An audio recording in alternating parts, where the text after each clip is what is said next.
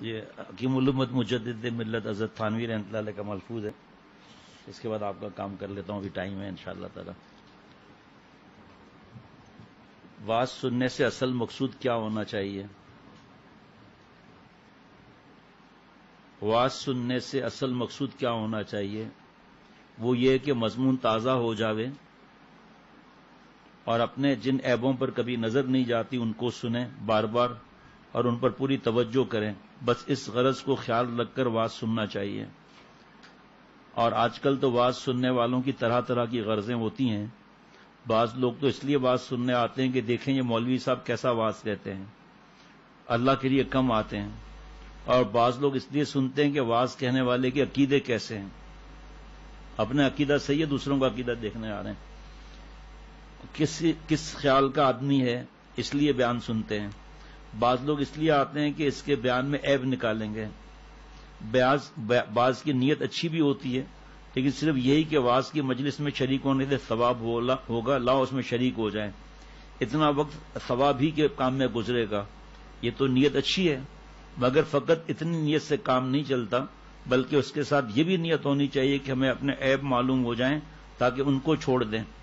کیونکہ واز سننے سے مقصود صرف ثواب کمانا نہیں ہے، کیونکہ ثواب تو نفلوں میں بھی ہوتا ہے، قرآن شریف پڑھنے میں بھی ہوتا ہے. پھر واز میں کون سی بات زیادہ ہوئی؟ یاد رکھو کہ واز کی اصل غرض یہی ہے کہ اپنے چھپے ہوئے عیبوں کی خبر ہو جاوے تاکہ ان سے بچ سکیں. غرض کہ خدا تعالیٰ اس جگہ پر فرماتے ہیں کہ میرے اس سیدھے راستے پر چلو، دوسرے راستوں پر نہ ہو لو، کیونکہ وہ تم کو خدا کے راستے سے جدا کر دیں گے.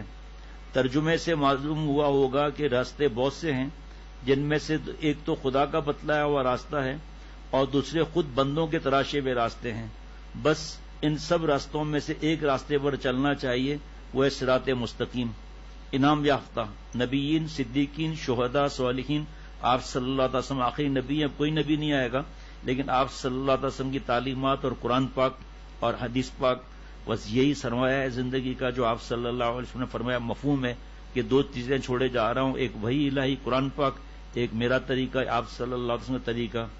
بس ان سب راستوں میں سے ایک راستے پر چلنا چاہیے. باقی اور راستوں کو چلنا تو چھوڑو، نزدیک بھی نہ جانا چاہیے. اور اس کا طریقہ پیارے شیخ فرماتے تھے علماء ہیں. واہ،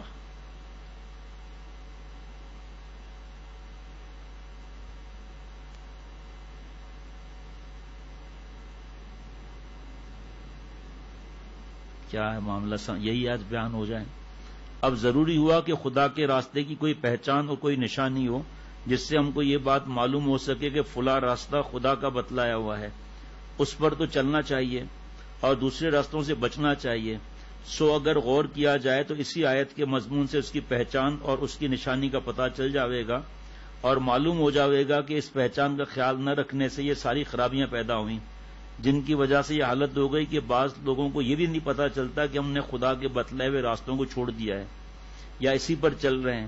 چنانچہ اس آیت سے پہلے اللہ تعالیٰ فرماتے ہیں کہ اے نبی علیہ السلام، آپ صلی اللہ علیہ وسلم فرما دیجئے کہ آؤ میں تم کو خدا کے احکام بتلاؤں.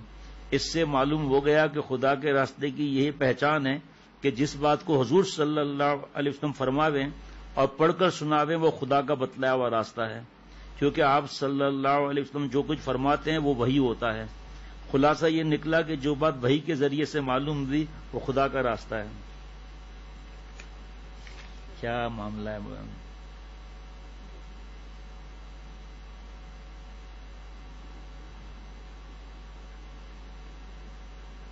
سبحان اللہ.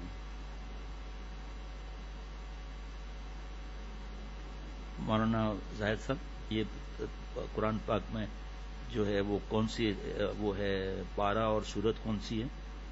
اور یہ دیکھ لیجئے کوئی پرنٹنگ غلطی تو نہیں ہے. اور یہ جو ہے ابھی موقع ہو جلدی تو ٹھیک، ورنہ پھر نماز کے بعد آج اس کو تھوڑا بیان ہو جائے، اذان ختم ہو جائے.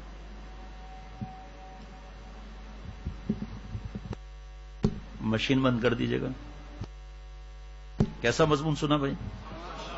مضمون کیسا سنا؟ ساری زندگی کا ایمان کا سب کا نچوڑ آ گیا نا. صحیح. قلم دے دوں؟ ٹھیک ہے.